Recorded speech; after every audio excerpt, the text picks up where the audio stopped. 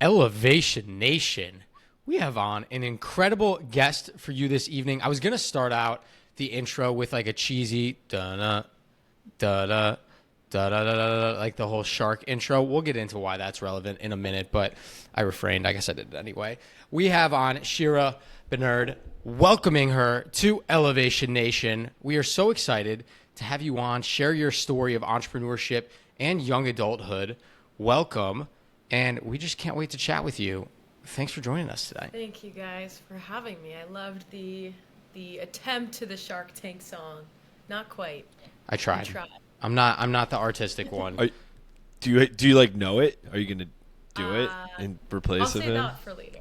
Okay, fair enough. Well, Shira, it's great to have you. You're coming from Florida. I'm up in New York. I'm freezing cold. Sam's probably not much warmer. What's life down like in Florida right now? It's probably amazing. Well, don't ask questions you don't want the answer to. It's really nice.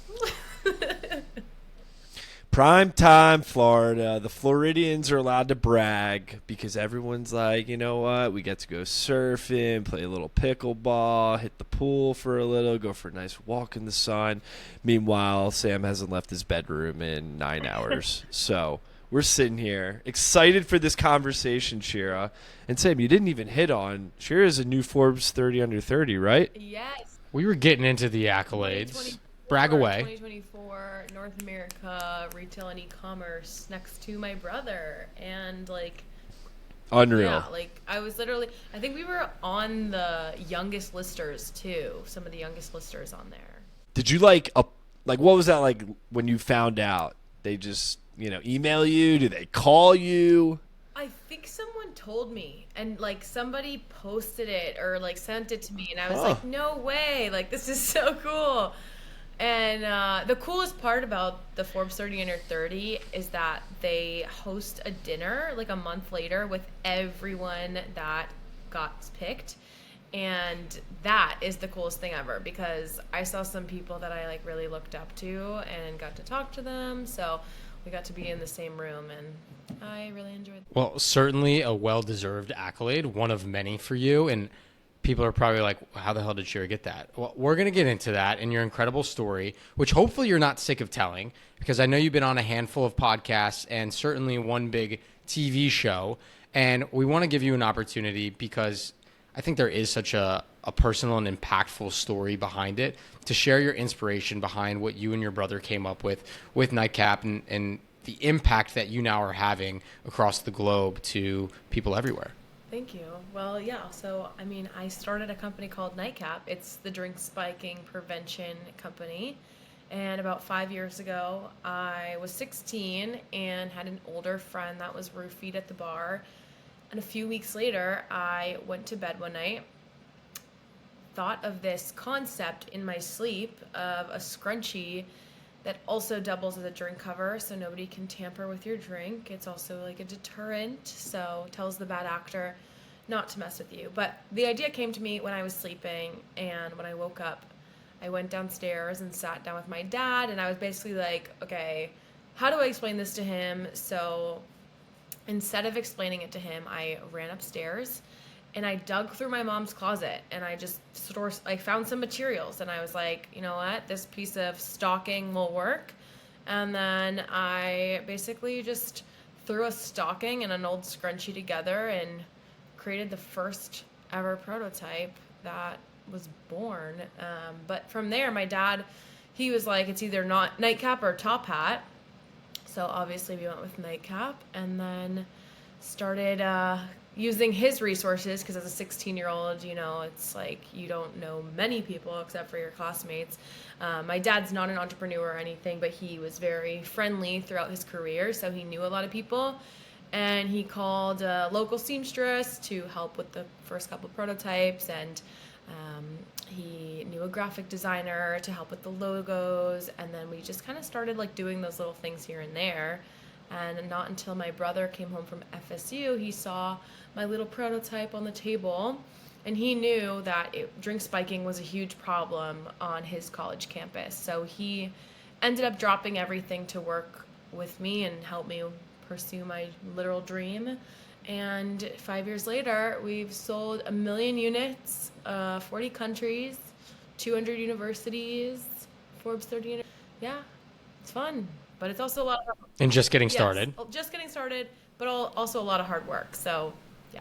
And we're going to get into that. And honestly, I'm very excited to hear what it's like working with your brother, because I work with my best friend and love him and want to punch him in the face every single day. So I imagine you have similar feelings.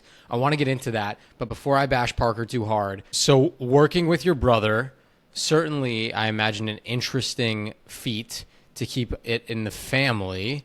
A lot of pros, a lot of cons. He's not here to defend himself. So we can get the honest truth. What's that like? Well, it's fun. I honestly wouldn't want to work with anybody else, but I know. Don't tell him. But as I've gotten older, I've definitely started the business at 16. I'm 22 now, and that comes with also like having your own opinions and not thinking that your older brother knows everything in the entire world.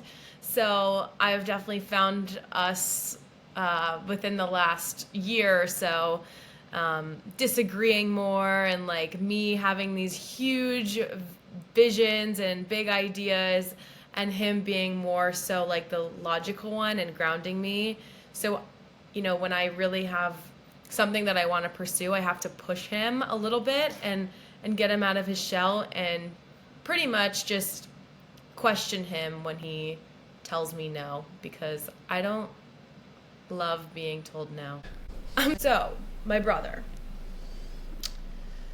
Yes, I love working with him. It's honestly great to work with him because we're really good at different things. Like, I'm very front-facing, love marketing. He is more so operations. So I think it works when you have your own lanes. And I was saying kind of like he is the older brother. So I've always looked at him as the older brother that knows everything. And over the last year or so, I have been more confident in my decisions and my opinions. So I've definitely just had to push him more on certain ideas, and it's been interesting. But we always, we know we figured out how to navigate each other, and I think that's really important. Just being able to communicate and stuff, because there's going to be disagreements. So we have a fun time together. Well, you handled that much more maturely than I would have handled that. If, one, I worked with my brother, but two, I work with my best friend. And we have a lot of growing pains working together. But something that we've always maintained within our relationship was that no matter what, the friendship comes first. And I imagine for you, it's siblings comes first. And it's important to sometimes take a step back and reflect on what really matters. Is, yeah, you're building a business and you have a company and you have dreams, but at the end of the day, your family, and like Parker's my family, so I can say that too. And I think that's important to reflect on that piece. But I love that. I think that's so nice that you guys have a good relationship. I was here ready for you. He's like, he's not on the pod. We can talk some smack. How much older is he than you? You said 5 years? He's older than me. He's 27. I'm 22. But like, okay. No offense, guys, but like, that's like the same age in female. Like, men are basically the same age as a woman that's 5 years younger than her. Well, that's really the way you've approached it, within a 5-year-old brother your whole life, mm-hmm. I would assume. Yeah. But like, ever since I was a kid, ever since I was a kid, I was always trying to get my brother's attention. Like, I was literally the most annoying younger sister in the world. I would just like stand in front of the TV and just be the most obnoxious person. So he has been conditioned his whole life. Ready to be your partner in crime, co-founder. But he's 27, so you guys started this 5 years ago, right? Or 6 years ago? And so he was at almost getting out of college, or he was getting to that point.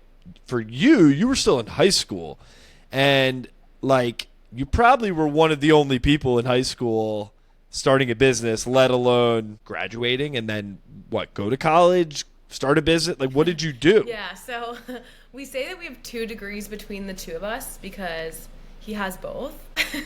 I started the company when I was 16. He was like 21, and I was in high school taking an entrepreneurship class, and oh God, this is scaring me, this Wi-Fi. Okay, I'm gonna keep going.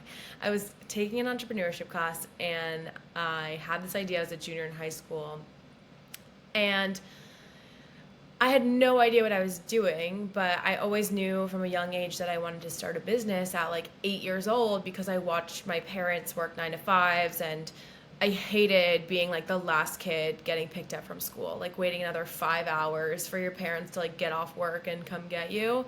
So I was like, yeah, I don't want to do that. I know I want to start a business. When this came to me at 16, I knew that, like, you know, obviously NightCap was something that could save one person. And that's kind of what I stuck to. I was like, I don't know anything about business, but I know this could save someone's life. So I'm just going to like roll with this and see what happens. And yeah, I mean, went on Shark Tank like before I even went to college. And I mean, I filmed Shark Tank, and then I couldn't even say anything. Like, you go into freshman year, you want to be like, yeah, I was on Shark Tank, but I couldn't say anything.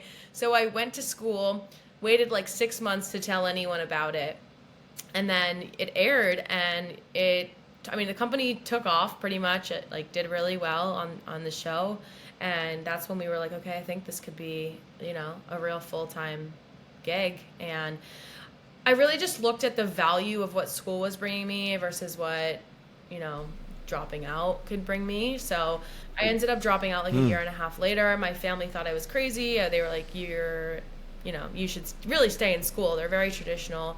And I said no. Like, I was around people who wanted to party, and the education for me wasn't what I was looking for. And so I made a decision at 19 to just like send it full time to NightCap, and I don't regret a single thing.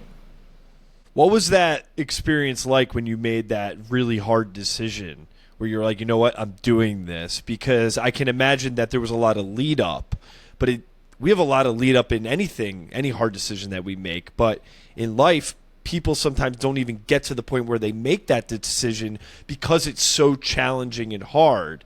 But for you, you were like, you know what? I am making that change. Talk us through that moment. Yeah, I think I have like a mix of delusion and like a crazy intuition. So when I wanted to drop out of school, I knew that there was something like great on the other side of that, but I had so many people just saying, you shouldn't do this. And when I started NightCap, I had so many people saying, what is that? You shouldn't do this. And so like I just took that as a sign to do it even more. I'm like, oh, so you're telling me I shouldn't. I'm just gonna want to drop out even more. So honestly, like, the no's motivated me, and if you don't want to be like everyone else, then, you know, don't listen to what they say. So I just kind of like, I did that because I knew that, you know, NightCap was there for me. And I also looked at like reality, and I was like, people are getting their drink spiked, and I'm just, you know, partying it up in college, and I'm not really enjoying it. So I'm gonna, you know, work to make a real change. And I feel like NightCap came to me so I could bring it to life, and I didn't want it to just like sit and marinate on the side, because I felt like that's what it was doing. I think, you know, trusting your gut, obviously, I think we can look back now and say, great decision, but I know that was not easy. And you guys at NightCap, you've done a lot, right? I think for some people out there, they have a product and they just have to go market and sell that product. But for you guys, at least something that I think you've done an incredible job of is educating people and doing your own research in the space. And you've come up with, you know, some knowledge on this concept called the red zone, right? And I want to hear, Shirah, a little bit more about that, because it was the first time I'd ever heard about it. And I think if we can help you get that message out a little bit, then we're doing our job. So can you talk to us a little bit about what you've discovered through some of your research around the red zone? Yeah, a lot of these things too that I bring up on social media, like the red zone and, you know, angel shots and stuff like that, most of the time they're from like partners that we talk to. And someone will bring something up on a call and you'll be like, what did you just say? Like, explain that to me. Because we have a lot of people in the safety industry that we talk to, and this was one of them. So the red zone was brought up like maybe a year after NightCap, and basically it's a time period from August to Thanksgiving break where assault cases rise like by like 50%, but specifically on college campuses. And so the way that universities are messing up is because they're not talking about it. And if there's no awareness around stuff like that, then students don't have the foundation or the boundaries like to go into the world. I swear, like when I went to college, I feel like I wasn't personally warned how much partying was really gonna happen. Like you have so much pressure in high school around like what school you're gonna go to, and maybe there's a little bit of competitiveness in that area, but nobody tells you like the amount of drinking and peer pressure and all this stuff. Like they don't prepare you for that. And I think with spreading awareness on terms like the red zone, it kind of shocks people about like, oh, is this really happening on college campuses? Like, is this, and it is. And so like if anyone's going to talk about it, I would like for, I wish universities did so more, but I feel like it is our job to like give students awareness on these types of things, just because maybe it'll help one person. And I feel like it has, because honestly, we get a lot of comments on those specific videos of people being like, this happened to me. I wish I knew about it before. And I do think it's the university's job to talk about this stuff and to warn students, but, you can only do your part. Well, you're definitely doing your part. You've sold over 1 million units of the NightCap.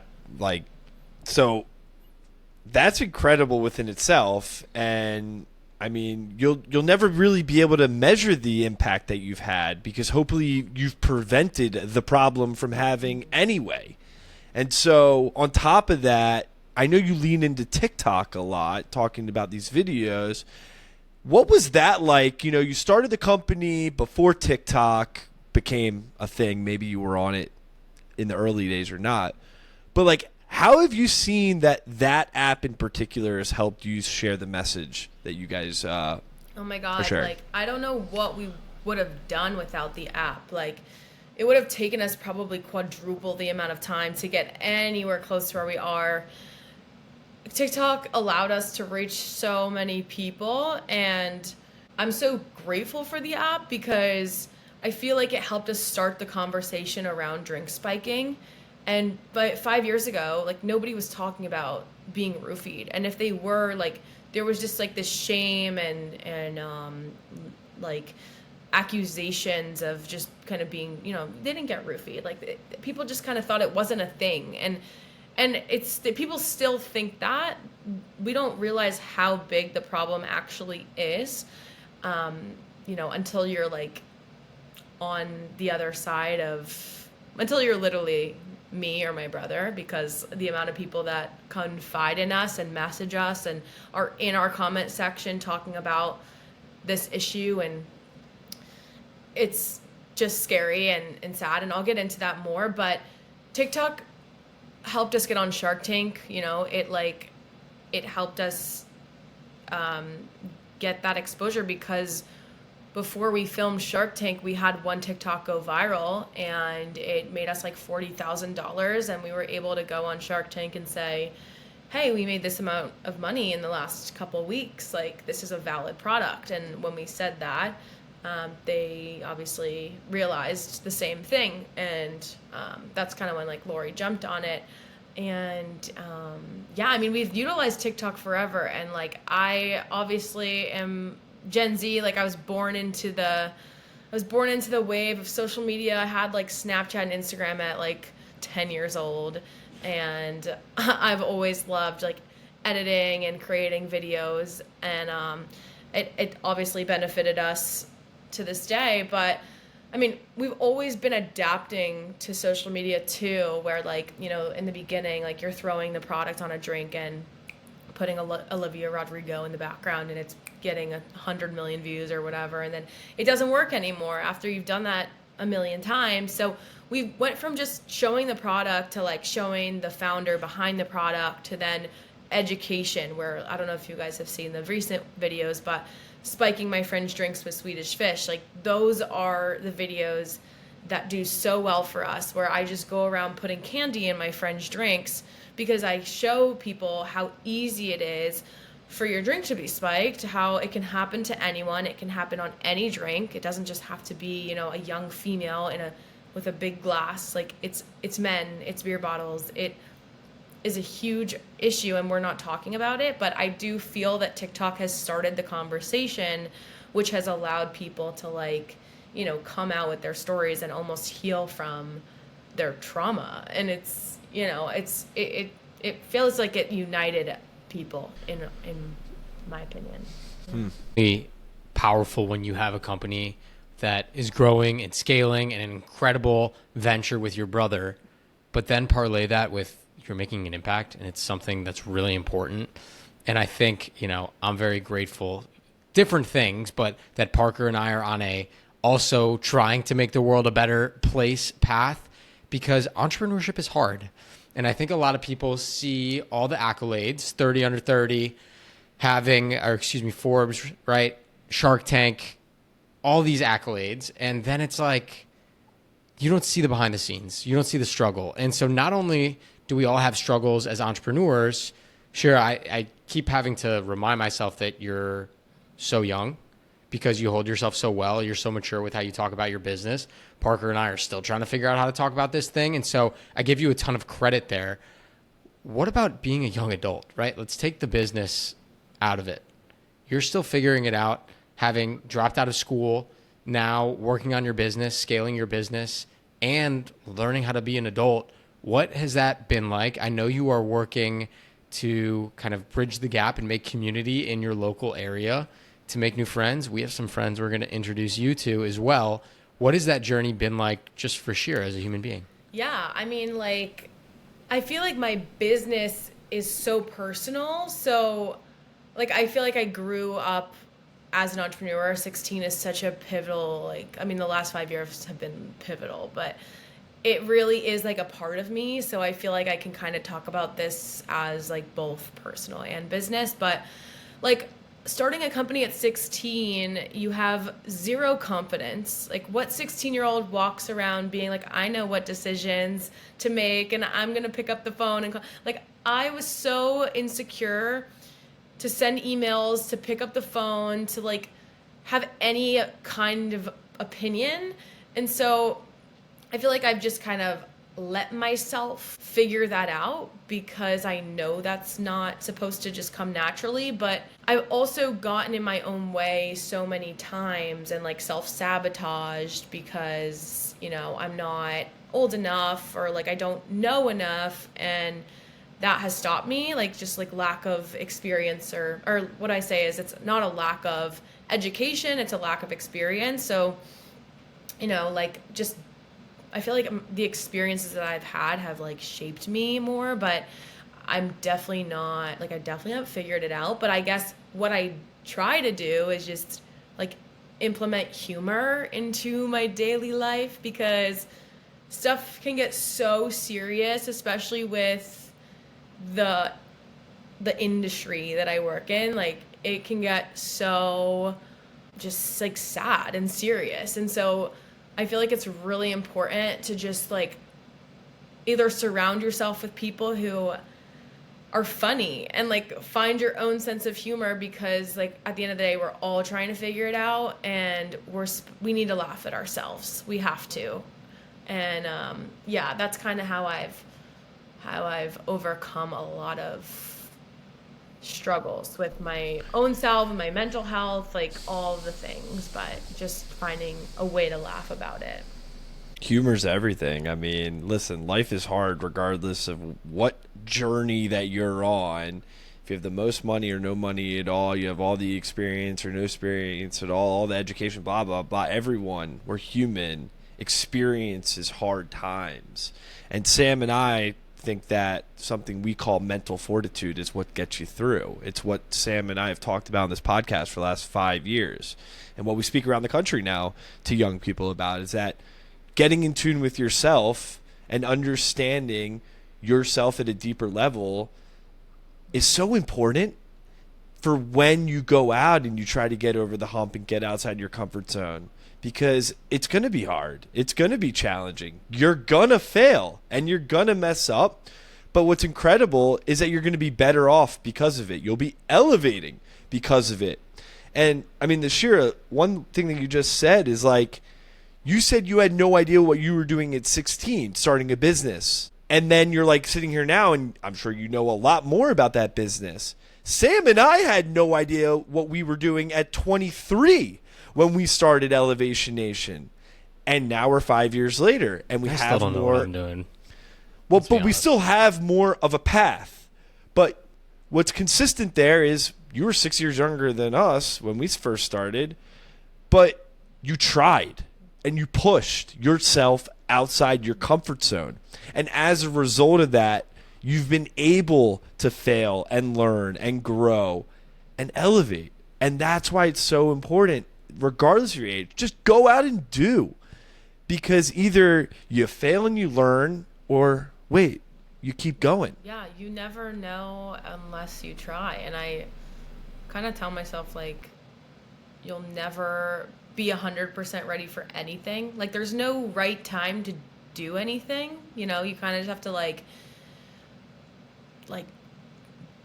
jump into the pool. Like, you can't wait. Like, I don't understand. There's just never going to be a right time. So, I mean, I find myself doing that all the time in business too, where it's like, I want to start, this group of people, or like, I want to reach out to this person and or post those videos, or write Yeah. more, or do so many different things. And I always find that when I just do it, I open the doors to so many more opportunities, and I don't know really what we all wait for. We wait for perfection because we're humans and we're scared to fail and we're scared for people to judge us. But I think the biggest lesson that we've learned, and Shirah, that you certainly have shown us, is you just have to start. You just have to try. And who knows where you will stumble and fumble and fall into. But if you never take that first step, you'll never get anywhere. And I think certainly a sentiment for all three of us in our businesses and just our lives as young adults as we're trying to figure things out. Just take a step, move forward, and see what happens. And so I commend you for all the success. I want to move us into our next segment here, which is our rapid fire segment. Obviously, we all watch Shark Tank. It's really cool. I don't know how much you can legally talk about, but do you have a really cool or favorite moment from Shark Tank, whether it was actually on the show or post the show when like shit hits the fan and you're actually working through deals and strategy and talking? Like, again, I don't know what you can legally say, but I always wonder what happens with those sharks. I mean, I have a few special like moments that like I personally have just soaked up. But well, I guess I don't know. Like the filming of the show was like amazing in itself. I was 17, my brother was 21, and again, like super delusional. If I did it now, I'd be way more scared. But like at 17, you're kind of like la-di-da-di-da. So, you walk in there and we practiced a lot. Like we knew our pitch and no, it's not scripted. And like, what are the other common questions people ask? It's like you get one shot. It was 30 minutes long. A lot of people are in there for 2 hours. And they chop it down to like 8 to 10 minutes. So like it's not scripted, but yeah, it's TV, it's edited. So it's shorter than, it actually was. And yeah, we went in there and it literally couldn't have gone better. I mean, I wrote it down the night before. I was like, I will get a deal with Lori Grenier on Shark Tank. And boom, like next day she literally was like, she literally jumped on it and was like, this product has resonated to me more deeply in a social mission way as like, I can recite it for you. Hold on. Let me get the first part of this sentence. It was like, I've never seen a product come to the Shark Tank that resonated to me more deeply in a social mission way as this. That's what she said to me. And I like thought I was dreaming. So it was crazy. And obviously we took her deal and she's great. She's a great mentor. But like after Shark Tank, they have these Shark Tank reunions, not affiliated with ABC or anything, but somebody who was on the show, they host this reunion, and like every year it's like my favorite weekend of the year. Like I meet all these people that were on the show, and like we kind of joke how we've all been through the same traumatic experience together, but like it was the most recent one was last week. It was in Tampa, like all week long, and like honestly, like I had so much fun just like interacting with everyone, and I moderated 2 of the panels at the reunion, and didn't realize until afterwards that one of the guys that I interviewed just hit $1 billion in revenue, and like sitting next to him, he was so cool, and like I just felt like everyone in the room could relate to the fact that like we all feel like we're failing every single month. And I brought that up during the panel, like, you know, because we're all talking about our successes. Like these are the 2 big guys in the room that I'm interviewing, and it's like, you know, you guys talk about your successes, like you got really far, it's amazing, but like we're all like, we all feel like we're failing every single month. Like let's be real for a second. How do you come up when you're at rock bottom? And both of them said to me basically like, stop looking at your failures and look at your gains and look how far you've come, because we're all failing, but we're all gaining. Like we're all, you know, we have to look at how far we've come. And I just thought it was super cool. The guy was super humble, and I'll shout him out. He was the founder of College Hunks, like the moving company.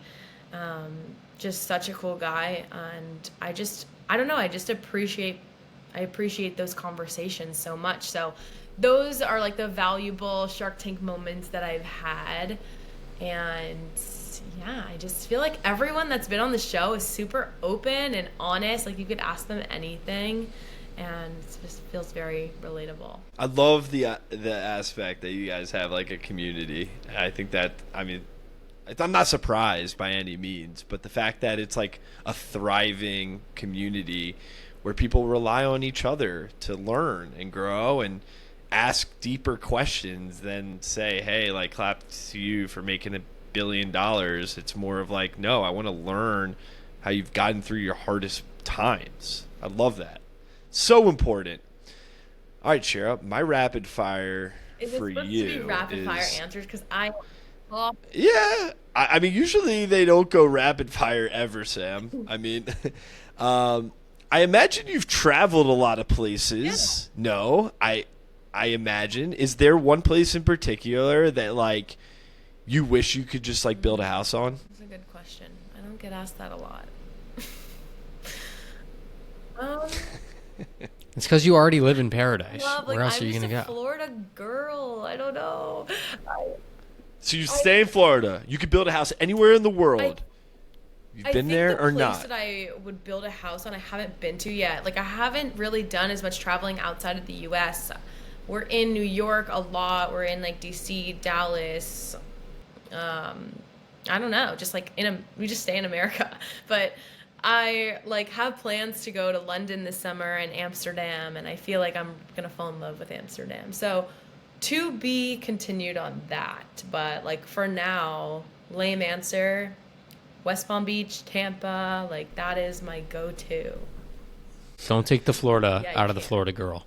Okay, Parker? You can't. I'm not. I mean, Amsterdam's known for their good cheese, Sam. You know that. It's true. They do have good cheese in Amsterdam. And some other things as well. Canals. Waffles, you know, Stroop waffles, fire. Very good. The pancake, the breakfast there. Man, that would fill you up the whole day. So excited. We'll give you all the recs. So Parker and I, we went there together. So we'll share some recs with you. I want to move us into our final segment, Shirah. Every single elevator in Elevation Nation is united by something that we call your mental motto, right? It's a phrase that embodies who you are and how you live your life. And you certainly have had an incredible life thus far. You're going to have an incredible life in the future. But right now, Shirah, we want to know, what is your mental motto? My mental motto is get comfortable with the uncomfortable, because I feel like nothing happens in your comfort zone. And I feel like I should share this story before we're done here. But I went to a conference in Las Vegas like 2 years ago, and the CEO of Forever 21 was speaking on a panel. And like, I go to a lot of these trade shows and events and stuff and speaker series. And normally the people that throw the events will take the speakers and they'll like shove them in a room right after. And they're like, you're not good enough because you can't talk to them. So like they'll put them away. It's like, they're too good for you. But I noticed that the speakers had walked off the stage and kind of just like stood there. And so me and my roommate, we ended up walking up to the CEO of Forever 21, and we were just like, you did so amazing up there. It was like a women's empowerment panel. So I was like, this was, amazing. Like, here's a nightcap. This is my product, and it prevents your drink from being spiked at the bar. And she was like, let's get this in the stores. Immediately, I think 6 months to a year later, we were in all Forever 21 stores. And my favorite part about that whole thing was not even getting into the store, but just the story behind it, because it was so uneasy and uncomfortable to walk up and just like kind of stand there and, be like, well, she's not going to care about what I'm saying, or like, you kind of second guess yourself in those situations. But I've done that a million times. I've gotten rejected a million times, and people haven't cared most of the time. But when you find like your Winnie Park, I say, because like she's the CEO of Forever 21, when you find your version of Winnie Park, like when they walk into the room, like, will you be ready for them? Because you have to get so uncomfortable so many more times. So when your version of her is standing next to you, like, you know what to say, and you're gonna, be comfortable with the uncomfortable. I don't want to get into the reason why this resonates, but I know Sam's thinking this resonates wholeheartedly with both Sam and myself right now, just given where we're at in our journey with Elevation Nation. So for some reason, the world brings together amazing people at amazing times, and you sharing that story, Shirah, definitely resonates with Sam and myself at this moment in time. I'm so glad. So I love that mental I'm so glad motto. to hear that, though, because it's true. Like you have to. I mean, if you don't, you miss 100% of the shots you don't take. Period. But now, like, Winnie Park is a friend. Like, I could call her up anytime because she's like this. Like, it is the most iconic story that I think I'll ever have, and I think like those are the most special moments when you can share that with them too, and look back and be like, I didn't think you were going to care at all. And look at us now. Like, we're protecting women together. And you almost connect with people so much that you like once put on a pedestal. Like, you think that these CEOs and these like celebrities are going to be either rude or just like not resonate, but you actually are on the same vibe. We're going to have to end the podcast because we can't tell you how much this resonates on air here, but as soon as we're over, we're going to share it with you. But we found our Winnie Park, hopefully, within our world very recently. And whether it happens directly, like with you, Shirah, and going up and shooting your shot with that person, or for Parker and myself, a little bit more indirectly of intros and starting small and a snowball effect of this person introduces you to this person, and then it 2 years later grows from there, and you're at the top having that conversation with your Winnie Park. I think the lesson here, shoot your shot, get outside your comfort zone. We could have talked for hours here. Shirah, I'm so grateful that we got connected from another fellow elevator to you. Shout out to Amelia May, incredible human being, great person, and we're just so grateful that we now get to welcome you. We're not Shark Tank, but we have our little community, we have our little nation, and we cannot wait to make some introductions for you and continue to watch you help save so many people around the globe. And just thank you for doing what you do and sharing your story with us. Thank you so much for having me. So excited. All right, Elevation Nation. Until next week, peace.